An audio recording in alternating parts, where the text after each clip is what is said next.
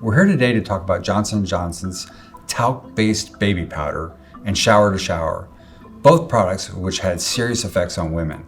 Both have become known to cause cancer, ovarian cancer and fallopian tube cancer in women. So women were using these products in feminine hygiene, and what would happen is the talc-based product would make its way up the fallopian tube and embed itself in the fallopian tube and the ovaries, and then it would cause cancer.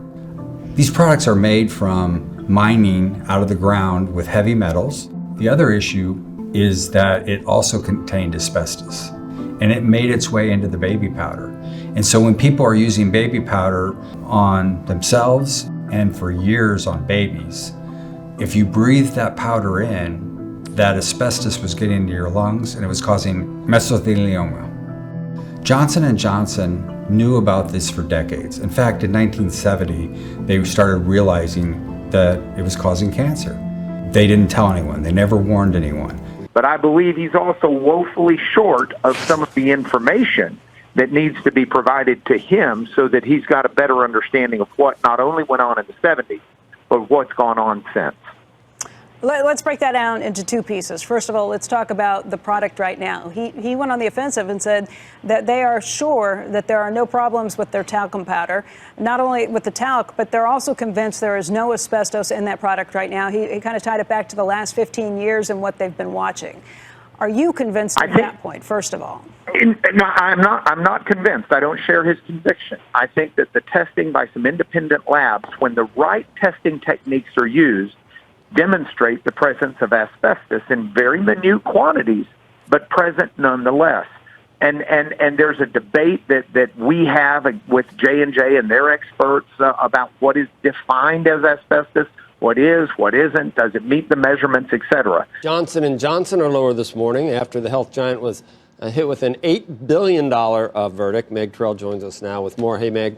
Hey, Joe. Well, Johnson & Johnson, of course, is no stranger to the courtroom, with investors bracing for headlines about its cases involving both talc powder and opioids. But the news late yesterday was unexpected. A Philadelphia jury said J&J must pay $8 billion in punitive damages in a case involving its antipsychotic drug Risperdal. Now, the damages are to a man who claims that J&J failed to warn that young men using the drug could grow enlarged breasts. He already won $680,000 in a compensatory award. Now, J&J said in a statement the award is, quote, grossly disproportionate and a clear violation of due process, and said it will move to set aside the verdict. Now, the company faces more than 13,000 cases concerning Risperdal, according to its most recent quarterly filing. That's in addition to the cases concerning its talc powder and opioid businesses that have been the focus of more investor attention lately. Well, here's a story outside of President Trump or China or anything like that. Oklahoma is asking for $17.2 billion in a landmark opioid case. This is a case against Johnson & Johnson, and a judge is set to rule on whether or not the company should be held liable for fueling the opioid epidemic. That's coming later today, that ruling from NYU School of Medicine. The associate professor, our good friend Dr. Devi, is here on this. Good to see you as always. On what could be a big ruling against this company, or maybe set a precedent the other way for a lot of people who, you know, have been hit hard by this opioid crisis. What do you know about it? Well, I agree. I think it could also affect, you know, when we think about the tobacco industry, what's coming forward with the food industry, processed foods and obesity. But right now, I think the case really comes down to whether J&J is responsible for the opioid epidemic or whether they profited off an epidemic that was already happening, a crisis that was already there. My office brought a lawsuit against Johnson & Johnson. It was the first lawsuit brought by a state attorney general against Johnson & Johnson for misrepresenting the risks associated with their transvaginal surgical mesh devices. These risks were serious and sometimes debilitating.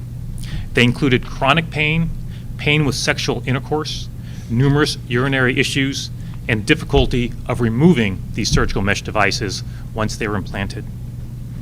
Johnson & Johnson knew about these risks for years, and they misrepresented those risks for more than a decade, even as it sold thousands of these devices here in Washington state alone. After several years now of litigating against Johnson & Johnson, preparing for trial, I would definitely take the Johnson & Johnson vaccine. My name is Dr. Anthony Fauci, and I'm the director of the National Institute of Allergy and Infectious Diseases and the chief medical advisor to President Biden, and I'm going to answer questions about the Johnson & Johnson vaccine. This is a vaccine that works, and it only requires one dose. The Johnson & Johnson vaccine uses a particular what we call vaccine platform, and you inject it into the body sees that protein, makes it a good immune response against the entire virus. Tested in the United States, it's 72% effective in preventing you from getting moderate to severe disease, but virtually 100% protective against hospitalizations and death. You know, this company marketed its product as being safe, you know, not necessarily causing addiction, but being safe for treating pain. And so it's really taking us into how is the drug industry operating? What are its practices, right? I would definitely take the Johnson & Johnson vaccine.